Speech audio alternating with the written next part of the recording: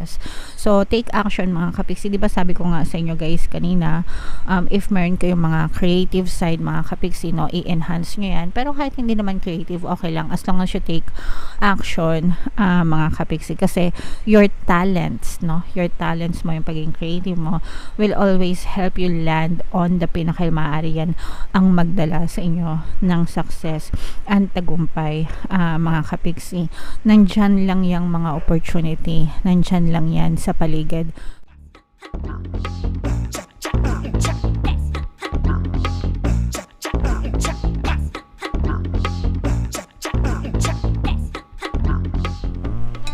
Hello guys, hello Aries, welcome back to Pinoy Pixie Tarot. Ang pamagat ng episode natin for tonight is Messages from the Universe para ngayong February to March para sa Aries, Sun, Moon, Rising, Sun, and Venus. General reading lang guys, pwedeng mag-resonate, pwedeng hindi. Combination ng positive and negative energy mga kapiksi. Tingnan natin yung mga mensahe para sa inyo guys. Comment down below if naka-resonate kayo. So, yung first message para sa inyo, Aries, gratitude, no? Be grateful for all you have. Practice gratitude, guys. Kasi, itong gratitude, sobrang laki ng nagagawa nito para mag-shift kayo from negative energy to positive energy. Kung marami kayong problema sa buhay, kung marami kayong reklamo, sa buhay mga kapiksi, imbis na i-focus natin yung attention natin and yung isip natin dun sa mga reklamo na yon, sa mga problema na yon, pag shinif natin siya into gratitude, into pagpapasalamat, unti-unting gumagaan yung ating pamumuhay. So, appreciate all the blessings na meron kayo sa buhay nyo guys, no matter how big, no matter how small. When you shift into gratitude, talagang yan yung susi guys, para mapalitan kayo from shift to from negative to positive mga kapiksi. Alright? Another message para sa inyo, Aries. Archangel Gabriel, mga kapiksi, there are two meanings to this card, guys, no? Yung unang-una, ibig sabihin nito, guys, yung creative side nyo, no? Kung meron kayong mga creative side, like mahilig kayo sa arts, creative, 'di ba? Pag sinabing creative art, so sometimes may mga naiisip kayo na magaganda, pwede nyo siyang i-apply sa buhay nyo and maaari siyang makatulong sa inyong kabuhayan. For some of you naman na creative na talaga guys, no? Kailangan nyo lang i-enhance yung inyong creativity, yung inyong mga skills. Kung magaling kayo sa pagsayaw, sa pagganda, sa pag-arte, sa pagguhit, sa sulat, 'di ba? Gamitin 'yan, mga skills na 'yan. Makakatulong 'yan. Maaaring 'yan yung maging susi sa inyong magandang kinabukasan or kabuhayan. And for some of you naman guys, communication department, no? Ibig sabihin nito maganda yung communication nyo with other people, sa kahit anong larangan, sa trabaho, sa pag-ibig, sa tahanan, sa mga kaibigan, yan, sa negosyo, wherever mga kapiksi, pero maganda yung inyong communication department. So, samantalahin yan mga kapiksi. Alright? Another message for you, Aries. Children, mga kapiksi, hindi to mag-resonate sa lahat, pero in case na mag-resonate sa inyo, this message is for you. Kung meron kayong mga anak, mga pamangkin, mga inaanak, mga nakababatang kapatid, make sure na pagtuunan nyo sila ng atensyon at panahon. Very crucial yung role nyo sa development ng mga bata. Okay? Yung mga adults ang dapat na nagagabay sa mga bata. And especially ages 0 to 7 years old guys, no? Nagda-download lang yan, nagda-download ng program ng magulang nila, ng mga tao sa paligid nila. So make sure na taniman nyo sila ng mga magagandang belief system para yun yung maging pundasyon nila sa kanilang buhay. Alright? Another message para sa inyo, Aries. Competition guys, no? Summon courage and self-confidence. self-confidence. So, yung competition, guys, it's part of our society. As long as i-focus nyo yung attention nyo sa sarili nyo, 'di ba? Nung mga estudyante pa lang tayo, ganyan. Sa eskwelahan, kapag may tanong si teacher, si ma'am, si sir, pag alam mo yung sagot, 'di ba? Unahan kayo ng mga kaklase mo sa pagtaas ng kamay. So, doon pa lang nati-display na yung competition, and it's friendly competition, okay? It lets to bring out the best in you. So, yeah, yung mga nararanasan nating competition sa buhay natin ngayon, maybe sa trabaho nyo, maybe sa negosyo nyo, mga kapiksi, make sure na ginagamit nyo yan para sa ikabubuti nyo. Magkaroon kayo ng self-confidence, mas maging magaling kayo sa mga performance nyo, sa mga serbisyo nyo, sa mga negosyo nyo, paninda nyo, ganyan, kung kayo naman ay may mga negosyo, okay? So, don't take it negatively. Instead, take it positively, mga kapiksi. Another message for you, Aries. Eto guys, maging sensitive kayo, no, sa inyong nararamdaman, sa inyong mga emosyon, because your emotion is your feedback para malaman mo kung ano yung pattern of thoughts mo. Yung emosyon kasi natin, guys, sumusunod lang yan palagi sa pattern of thoughts natin. Pag maganda yung iniisip natin, maganda yung nararamdaman natin. Pag pangit yung iniisip natin, pangit yung nararamdaman natin. So, everyday, mga kapiksi, no, mag-focus lang tayo sa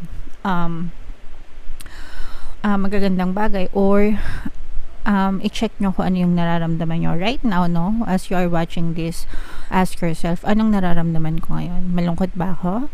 Bakit ako malungkot? What am I thinking? Okay? And then, pag naisip mo na, bakit ito yung iniisip ko? Makakatulong ba sa akin to? If hindi, stop thinking about it. And then, shift your thoughts to another thing or people. Okay? So, ganun lang, guys. Para hindi kayo, para maputol yung pagkanega nyo. Syempre, pag positive, okay lang yan, tuloy-tuloy nga, di ba? Masarap mag-daydream, masarap mag-isip ng mga magaganda kesa yung mag-daydream ka ng nega, no?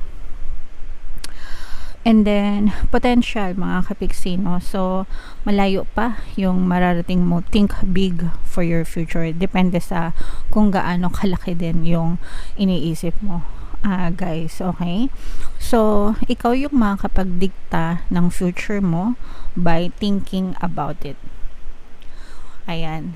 Think big for your future. Ikaw yung mag-iisip, no?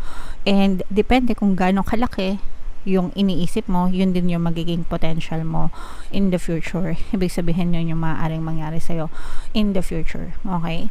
So, kung iniisip mo ngayon na mayaman ako, mananalo ko sa loto, aasenso ang buhay ko, gagaan ng pamumuhay ko, uunlad ako, everyday, ganun ang iniisip mo, no? Mayaman ako, kahit hindi totoo. I don't care, basta sinabi ko mayaman ako. Your thoughts today will be your future. Okay? Pero pag araw-araw na lang nagrereklamo ka, ang liit ang sahod ko, hirap na ako, ang dami kong problema, yun pa rin yung magiging future mo. Yung present thoughts mo, yung present na reaction mo sa present mo, hindi pa rin magbabago yung future mo hanggang hindi ka nagbabago ng pattern of thoughts. So, think big for your future. Alright? Okay, so comment down below, Aries, if naka-resonate kayo dyan sa mga messages na yan. Bubunod pa tayo ng isang message for you guys. Habang sinashuffle natin to, panoorin nyo muna itong video natin regarding sa ating paano mag-manifest ng abundance video course. Kapiksi, sawa ka na ba sa mga struggles at hirap sa buhay mo? Masipag ka ba at masikap sa buhay ngunit hindi ka pa rin umaasenso? Ilang beses ka na bang nag-attempt magnegosyo at mag-invest pero palagi ka pa rin nalulugi? Sa pagkakataon na ito ay maaaring may subconscious beliefs ka na nagiging balakid sa iyong pag-unlad at pagyaman. Introducing, paano mag-manifest ng abundance video course. Dito ay matututunan mong ma-overcome ang mga balakid mo para tuluyan ka ng umunlad, umasenso, sumagana, maging matagumpay, successful at maswerte sa iyong kabuhayan, pera, trabaho, negosyo, salapi at kaperahan ng bonggang-bongga. Dali, mag-send na ng email sa pinoypixitaro@gmail.com at simulan na ang iyong pagyaman ngayon. Alright, so sabay-sabay tayo magpayaman ngayon 2024 mga kapiksi. Mag-avail na kayo ng course guys, kasi sobrang ganda talaga niyan. And good news mga kapiksi, dahil ngayong February until February 29, magbibigay tayo ng 200 pesos na discount sa lahat na mag-avail ng course until February 29 guys, kaya mag-avail na kayo. Meron din tayong email coaching, pasensya na kayo sa boses ko.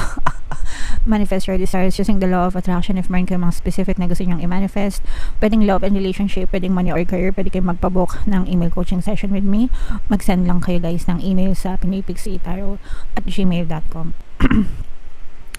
Yan. So, ito yung additional message. Pasensya na kayo sa boses ko guys. Medyo sumasabit. Maaga pa kasi nagvi-video na ako. So, alright. So, action. Mga kapiksi. Sobrang ganda ng message. Basahin ko muna guys.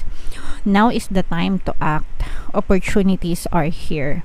Move forward with confidence. Your talents will always help you land on the pinnacle. Your quick and keen senses will lead you to success.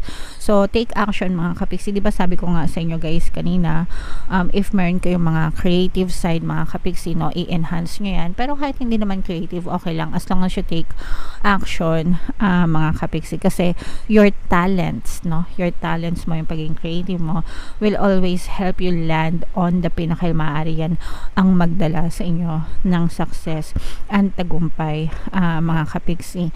Nandyan lang yung mga opportunity, nandyan lang yan sa paligid.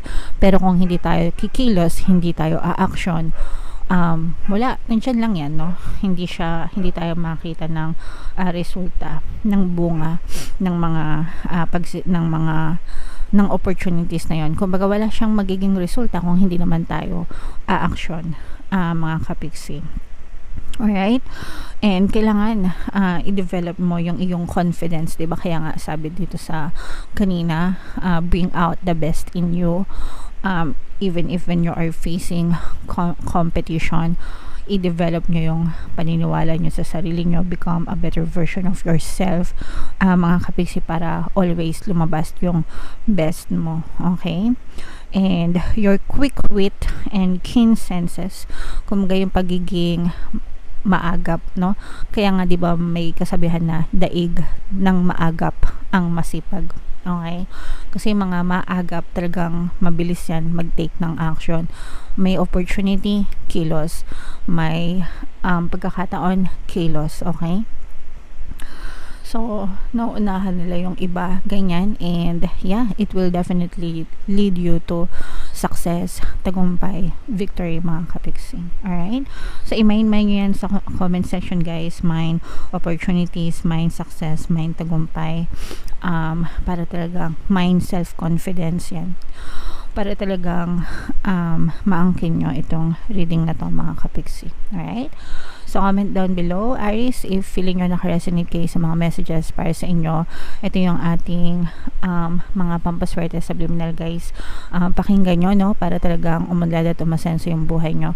And ito naman yung ating success stories ng paano mag-manifest ng abundance video course.